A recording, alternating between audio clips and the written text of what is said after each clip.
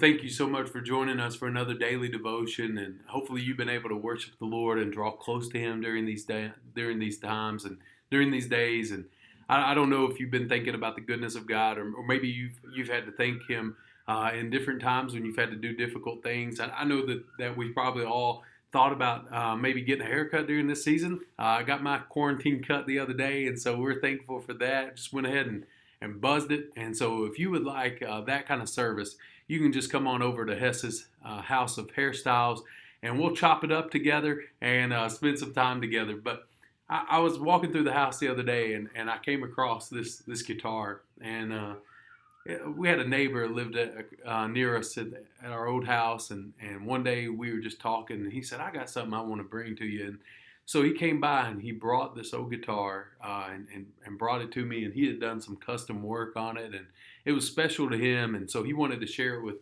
with me, and he also was a guy that gave guitar lessons, and so he's just an incredible man. His name was Don. He worked for Kroger for many years, and we'd have these talks about the Lord and talks about the church and talks about all types of things going on in our life, and I really appreciate his friendship and the fellowship we shared together.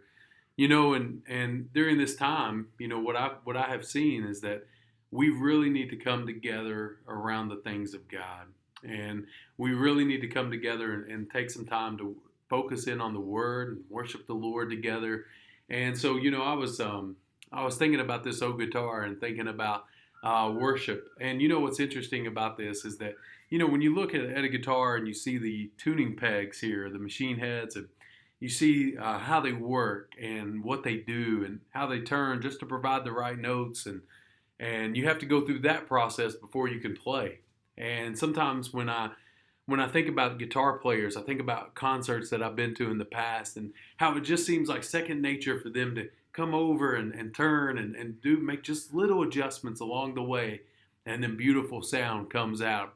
And I remember being at concerts like Chris Ledoux or Garth Brooks and seeing them in the middle of a concert just make a little change, and they knew and they could tell the difference.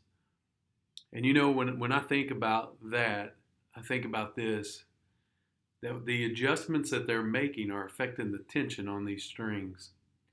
And the right amount of tension makes the right kind of music. And I was thinking about that in our life so often, what we have to have is the right amount of tension. That the Lord knows what we need to grow. He knows the little adjustments that we need in our life that He's faithful to give us and to provide us with. And as we think about the goodness of our God and think about all the ways that He provides just the right adjustments that are painful, that we can feel that tension pulling us and stretching us at the time, what we realize is that as we continue through life, we have the opportunity to get together with other people who are walking through seasons of tension and trials and difficulties, and we can make some beautiful music together. And I think that that's an important factor for us to know that God has put His church together with the right amount of tension in people's lives, with the right amount of gifting that He's given to them, and the right amount of peace in the presence of God, and the peace that passes all understanding. And so when we come together, we make this beautiful music. And I'm not just talking about worship, I'm talking about lives that are played out together for the glory of God.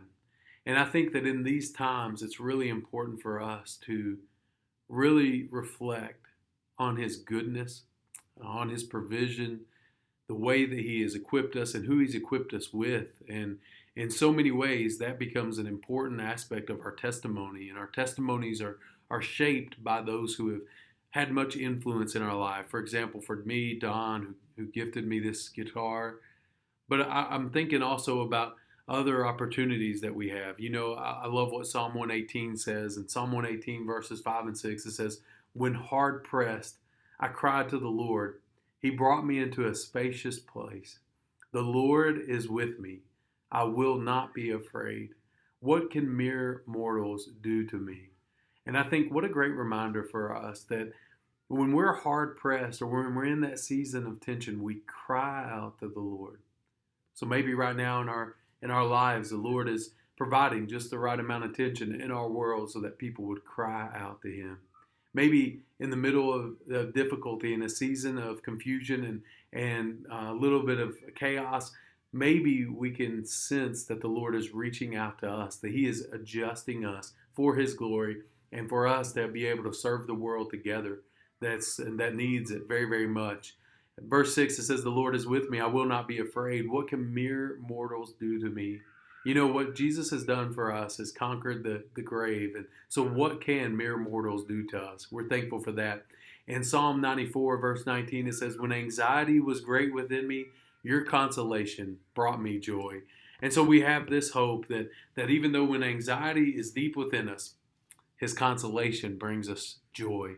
I hope today that you know that even if anxiety is great within you, you have the joy of the Lord. And so I was just thinking and pondering about these things as I looked at this guitar. Now I know what you're thinking. You're thinking, Chad, are you going to play something? Are you going to sing a little something for us? And the answer to that is simply, let me get it here.